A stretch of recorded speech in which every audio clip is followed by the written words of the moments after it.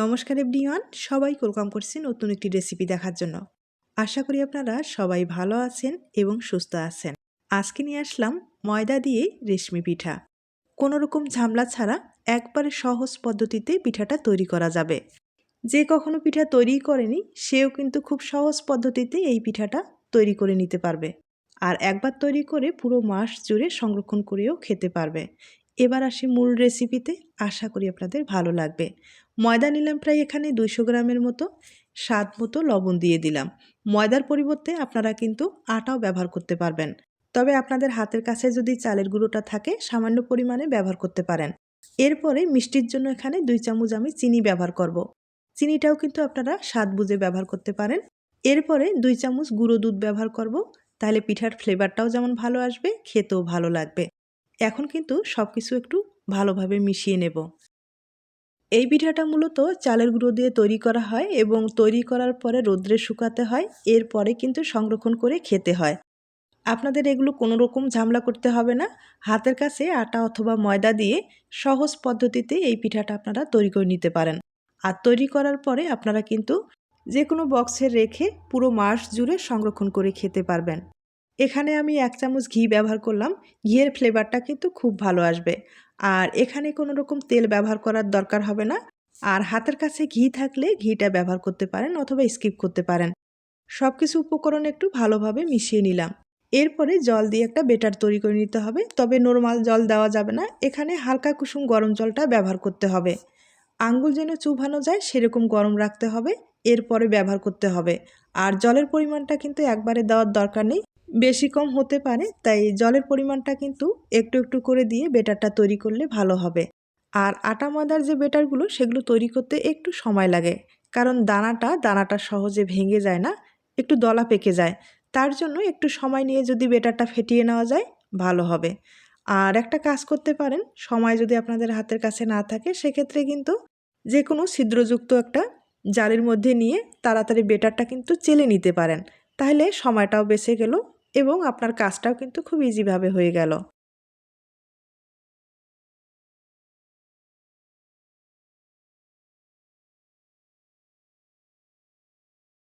এবার বেটারটাকে একটু সময় নিয়ে ভালোভাবে ফেটিয়ে নিতে হবে।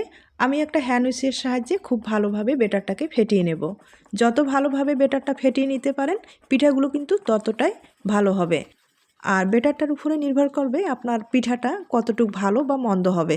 তার জন্য অবশ্যই সময় দিতে হবে, এখানে সময় ছাড়া এই পিঠাটা কিন্তু তৈরি করতে পারবেন না।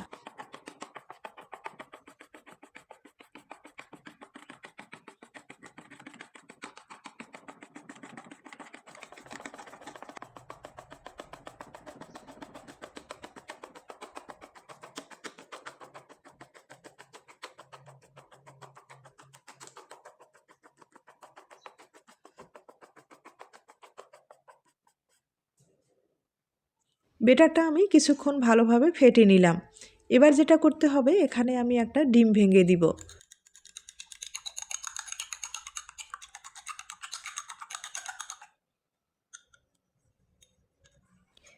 আমি এখানে একটা ডিম ব্যবহার করলাম, আপনারা চাইলে কিন্তু 2টা ডিমও ব্যবহার করতে পারেন। এবার খুব ভালোভাবে আবারও বেটারটা ফেটিয়ে নিতে হবে। তবে এই পদ্ধতিতে এই পিঠাটা একবার খেয়ে দেখুন, খেতে কিন্তু ভীষণ ভালো হয়। আপনারা হয়তোবা না খেয়ে থাকলে অবশ্যই ট্রাই করে দেখুন, আপনারা নিজেরাই বুঝতে পারবেন এই পিঠার স্বাদটা কতখানি। আবারও খুব ভালোভাবে কিন্তু ফেটিয়ে নেব।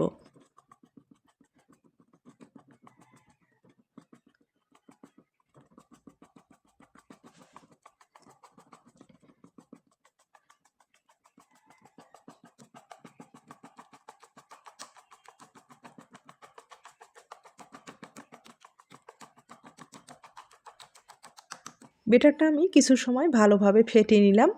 আর বেটারটা দেখে বুঝতে পেরেছেন কতটা সুন্দর হয়েছে। একবার চামচ দিয়ে আপনাদের দেখিয়ে দিচ্ছি। তবে আমার মনে হয় ভিতরে কিন্তু এখনও দানা রয়ে গেছে। দানা থাকলে ডিজাইনটা তৈরি করতে সমস্যা হয়ে যাবে। তার জন্য একটা চামচের সাহায্যে ভালোভাবে চেলে নিব।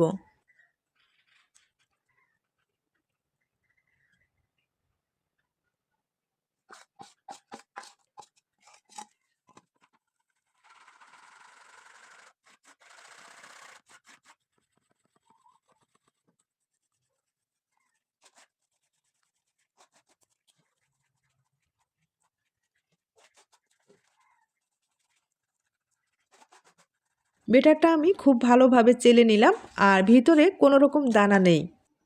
আর এই বেটারটা দিয়ে আপনারা যে কেউ খুব সহজ পদ্ধতিতে এই পিঠাটা তৈরি করে নিতে পারেন। আমি আবারও বলছি, বেটারটা যদি ঠিকঠাকভাবে তৈরি করতে না পারেন সেক্ষেত্রে কিন্তু ডিজাইনটা তৈরি করতে সমস্যা হয়ে যাবে। এবার বেটারটা আমি একবারে নর্মাল প্লাস্টিকের ব্যাগে ভরিয়ে ডিজাইনটা তৈরি করে নেব। মূলত এই পিঠাটা কিন্তু হাতের কৌশলেই তৈরি করা হয়। অনেকের ক্ষেত্রে হাত দিয়ে এই পিঠাটা তৈরি করতে পারে না, তারা কিন্তু প্লাস্টিক ব্যবহার করতে পারেন, মানে প্লাস্টিকের মাধ্যমে পিঠাটা তৈরি করে নিতে পারেন। আর যারা হাতের কৌশলে এই পিঠাটা তৈরি করতে পারেন সেক্ষেত্রে কিন্তু হাত দিয়ে এই পিঠাটা তৈরি করা যাবে, সেভাবে বেটারটা তৈরি করা হয়েছে। আর আমি বেটারটা প্লাস্টিকের ব্যাগে ঢুকিয়ে আপনাদের পিঠাটা তৈরি করে দেখিয়ে দিচ্ছি।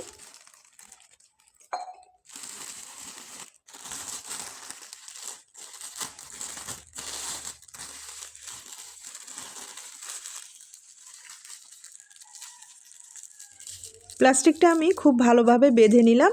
আর এখন সাইডের যে অংশটা আছে ছোট্ট করে কিন্তু একটা সিজার দিয়ে কেটে নিলেই আপনারা পিঠাগুলো খুব সহজ পদ্ধতিতে তৈরি করতে পারেন। এবার আমি পিঠাগুলো ভেজে নিব। শুধু ঘুরিয়ে ঘুরিয়ে এভাবে কিন্তু বেটারটা দিয়ে দিতে হবে। আর আপনারা কিন্তু এই পিঠাটা মোটা অথবা চিকন করে তৈরি করে নিতে পারেন। পিঠাটা যদি আপনারা মোটা করে তৈরি করতে চান সেক্ষেত্রে কিন্তু বেটারটা একটু বেশি পরিমাণে দিতে হবে। আর সাধারণভাবে যে পিঠাটা আপনারা তৈরি করেন তাহলে কিন্তু সাধারণভাবে দিতে হবে। আর পিঠাটা কিন্তু বেশি নাড়াচাড়া করা যাবে না। যখন দেখবেন একপাশে হয়ে গেছে তখন একটা চামচের সাহায্যে শুধু উল্টে দেবেন। আর পিঠাটার একটা ভালো শেপ নিয়ে আসার জন্য এখানে আমি 2টা চামচ ব্যবহার করব। মানে পুলি পিঠার যে শেপটা আছে সেটা ব্যবহার করলে পিঠাটা দেখতে ভালো লাগবে। আর পিঠাটা হালকা আঁচে ভেজে নিতে হবে, একবারে মুচমুচে করে।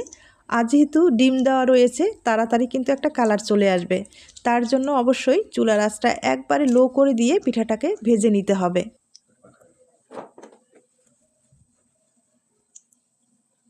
পিঠাটা এভাবে উল্টে পাল্টে যখন একটা ভালো কালার আসবে তখন কিন্তু তুলে নিতে পারেন। আর আপনারা যদি হালকা কালার চান সেক্ষেত্রেও কিন্তু ভালো, তবে মুচমুচে করে ভেজে নিতে হবে, তাহলে আপনারা কিন্তু দীর্ঘদিন পর্যন্ত সংরক্ষণ করে খেতে পারবেন।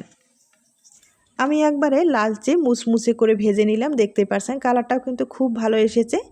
এরকম করে ভেজে নিলে আপনারা কিন্তু পুরো মাস জুড়ে সংরক্ষণ করতে পারবেন, কোনো রকম সমস্যা হবে না। একইভাবে আমি আরেকটা পিঠা আপনাদের তৈরি করে দেখিয়ে দিচ্ছি।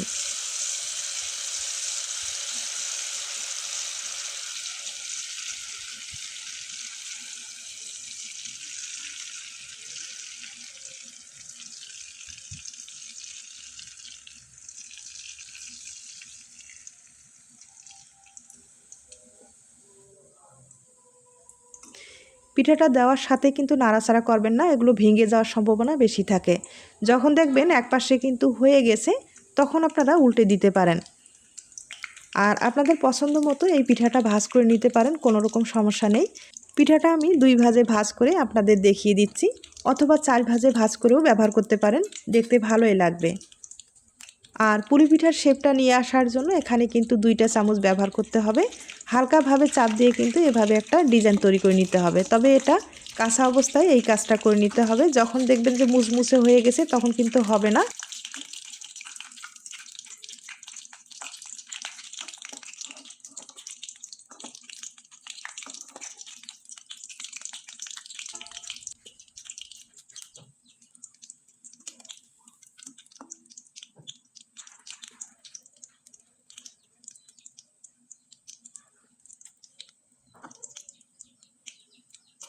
পিঠাটার ভালো একটা কালার এসেছে, এবার তুলে নিতে হবে।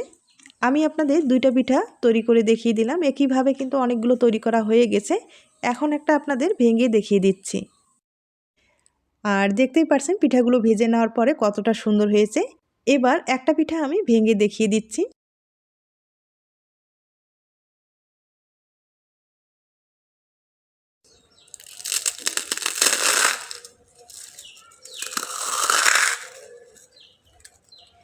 শব্দ শুনে হয়তো বা বুঝতে পেরেছেন পিঠাটা কতটা মুচমুচে হয়েছে। আর যদি ভালো লেগে থাকে অবশ্যই বাড়িতে ট্রাই করে দেখবেন। তাহলে আজ এ পর্যন্ত, নতুন কোনো রেসিপির সাথে আবার দেখা হবে। সবাই ভালো থাকবেন এবং সুস্থ থাকবেন।